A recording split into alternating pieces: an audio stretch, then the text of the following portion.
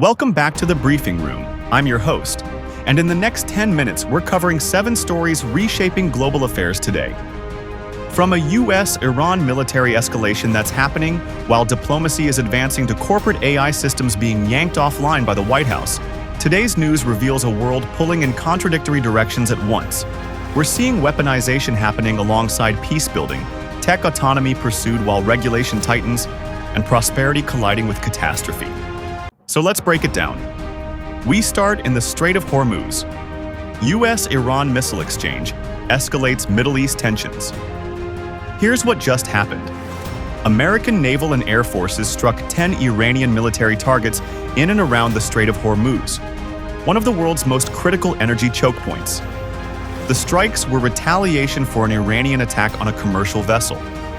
But this time, Iran didn't absorb the blow in silence.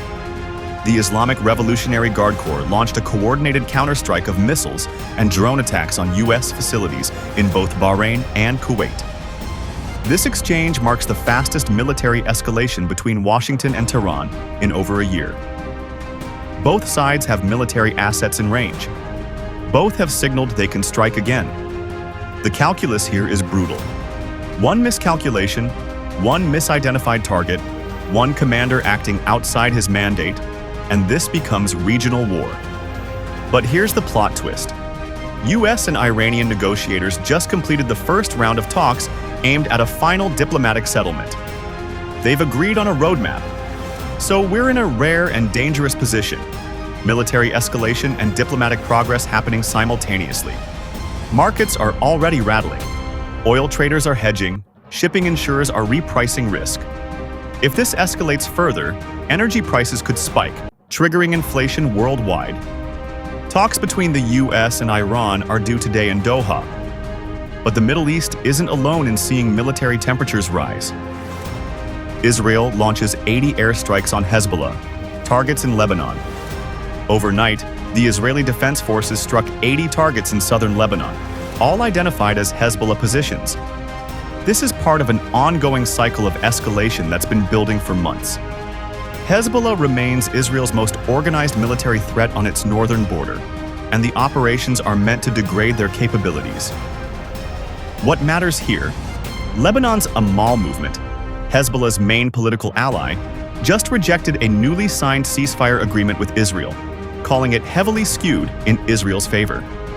That rejection is significant because it means the political structure holding together Lebanon's fragile state is fraying.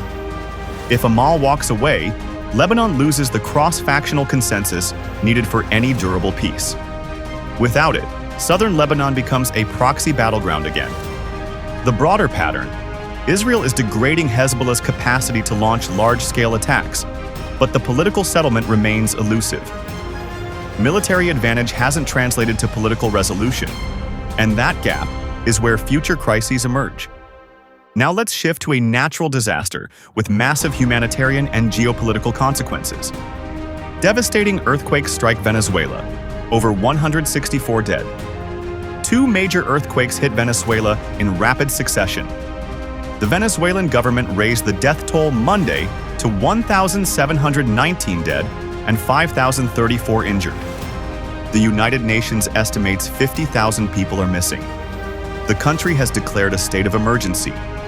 Now, you might think, natural disaster, tragic, but isolated. Not quite. Venezuela was already politically unstable and economically fragile before these quakes. The infrastructure to respond to a mass casualty event barely exists. Supply chains are broken. Healthcare is collapsing. The government lacks the resources to coordinate rescue and relief. This is where geology becomes geopolitics. When states fail to respond to disasters, 2 things happen. First, humanitarian crises deepen into refugee flows. People flee. Second, the state's legitimacy erodes further.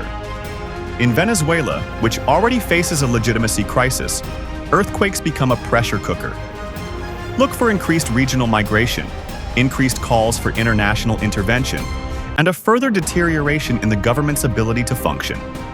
This is a preview of climate and disaster volatility we'll see more of in coming years, particularly in politically fragile regions. Speaking of institutional crises, Europe just got a new Prime Minister. UK Prime Minister Keir Starmer resigns. New PM faces social media regulation challenge. British Prime Minister Keir Starmer has stepped down. His successor inherits a politically hot potato, a pending social media regulation framework, one of the strictest in the world, aimed at child safety and platform accountability. The regulations emphasize safety by design principles, meaning platforms must prove they're protecting minors, not the other way around. Why does this matter globally? Because Britain is a regulatory trendsetter. The EU follows British precedent. Washington watches. When the UK tightens social media rules, it signals what democracies think platforms should be held accountable for. Tech giants will need to adapt their products globally. One regulatory framework often means global compliance. The new PM will likely pursue these regulations. That's politically safer than reversing them. So expect stricter social media rules in Britain by year-end, which will ripple into the US and Europe. White House orders Anthropic's AI system offline over hacking vulnerabilities. The Trump administration just ordered Anthropic, one of the leading AI research companies, to take its Fable AI system offline. The reason? Security researchers flagged vulnerabilities in the system's safeguards against hacking.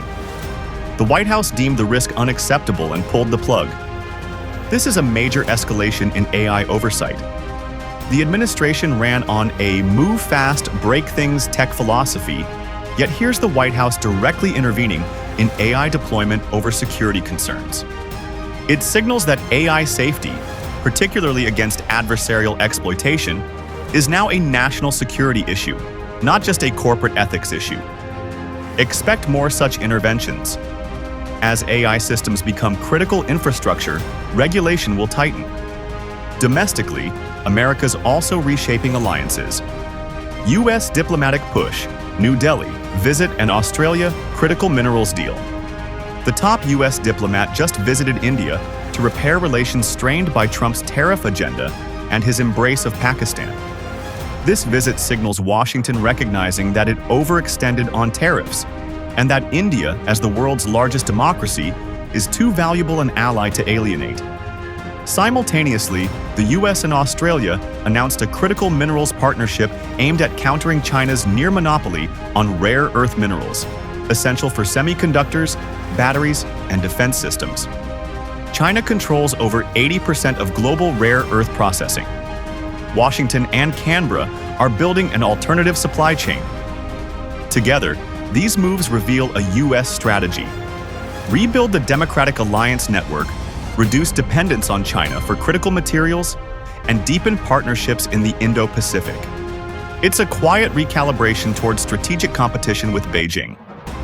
Finally, Africa's internal tensions are heating up.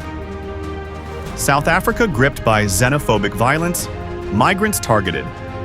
South Africa is experiencing a surge of xenophobic violence. Foreign-owned businesses have been attacked. African migrants have been driven from their homes, and several have been killed, although the actual number is still not confirmed. Learning the March is a South African citizen-first organization. March and March has given all undocumented immigrants until June 30th, that's today, to leave the country on pain of violence. This reflects South Africa's economic anxiety. Unemployment is high as of Q1 2026. It stands at 32.9%. Service delivery is failing, and foreign nationals, particularly from other African countries, are scapegoated for economic hardship. The violence isn't random. It's organized and increasingly coordinated. Regionally, it signals instability in southern Africa's largest economy. Neighboring countries will see increased refugee flows. The AU will face pressure to intervene. And South Africa's already fractious politics will become more volatile. So where does this leave us? We're seeing 7 distinct crises unfold simultaneously. Military escalation in the Middle East and peace talks happening at once. U.S. tightens AI oversight. Democratic alliances are being rebuilt, while xenophobic nationalism rises in Africa. Catastrophe in Venezuela, institutional churn in Britain, and regulatory revolution in Brussels and Washington. These aren't separate stories. They're symptoms of a global system in transition. Old powers trying to hold leverage, new powers rising, and smaller nations caught between them. The volatility you're seeing now isn't an anomaly, it's the new normal. If you found this breakdown useful, subscribe for daily global affairs analysis. We're watching the world reshape itself in real time, and you'll want to understand it as it happens. Thanks for watching, and I'll see you tomorrow.